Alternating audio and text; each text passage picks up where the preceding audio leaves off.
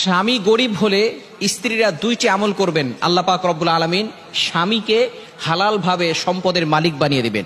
আমাদের ম্যাক্সিমাম সংসারের ভিতরে নারীরা চায়, মা বোনরা চায় যাতে করে আমার স্বামী ভালো থাকুক, আমার স্বামীর সংসারটা ভালো করে যাতে করে চালাতে পারে, এটা প্রত্যেকটা নারী চায়।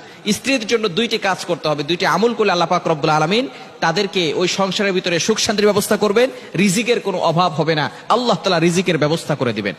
এক নাম্বার, আব্দুল্লাহ ইবনে মাসউদ রাদিয়াল্লাহু তাআলা আনহু তিনি বলছেন, নবীজি সাল্লাল্লাহু আলাইহি ওয়াসাল্লাম জানিয়ে দিয়েছেন, যে ব্যক্তি প্রতিদিন রাতে ঘরের ভিতরে সূরা ওয়াকিয়ার তেলাওয়াত করবে, আল্লাহ পাক রব্বুল আলামিন ওই ঘরের ভিতরে সুখ শান্তির ব্যবস্থা করবে এবং আল্লাহ তাআলা রিজিকের ব্যবস্থা করবে। রিজিক নিয়ে টেনশন করতে হবে না। এক নাম্বার কাজ হচ্ছে প্রতিদিন রাতে সূরা ওয়াকিয়ার তেলাওয়াত করা, পারবো তো ইনশাআল্লাহ। নাম্বার 2, দ্বিতীয় নাম্বার হচ্ছে 5 ওয়াক্ত নামাজের পরে 100 বার করে ইস্তেগফার আমল করতে হবে। ইস্তেগফার হচ্ছে চমৎকার একটি আমল। আল্লাহ পাক রব্বুল আলামিন ইস্তেগফারের বহু ফজিলত দিয়েছেন।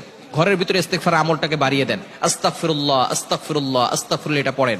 আল্লাহ পাক রব্বুল আলামিন নিজেই জানিয়ে দিয়েছেন সূরা নূহের 10, 11, 12 নম্বর লাইন, 29 নম্বর পারার 11 নম্বর পৃষ্ঠার 8, 9, 10 নম্বর লাইনগুলোতে আল্লাহ তাআলা জানিয়ে দিয়েছেন অন্তরেরও ব্যবস্থা করে দেন, জাহান্নাম থেকে মুক্তি দেন, জান্নাতের ব্যবস্থা করে দেন। এজন্য অবশ্যই এই দুইটি কাজ করব। এক নাম্বার কি বলেন তো? সূরা ওয়াকিয়ার তেলাওয়াত। এবং দ্বিতীয় নাম্বার হচ্ছে 5 ওয়াক্ত নামাজ অবশ্যই পড়তে হবে। নামাজের পরে 100 বার করে ইস্তেগফার পড়বেন। আল্লাহ তাআলা আমাদের সকলকে এই আমলগুলো করার তৌফিক দান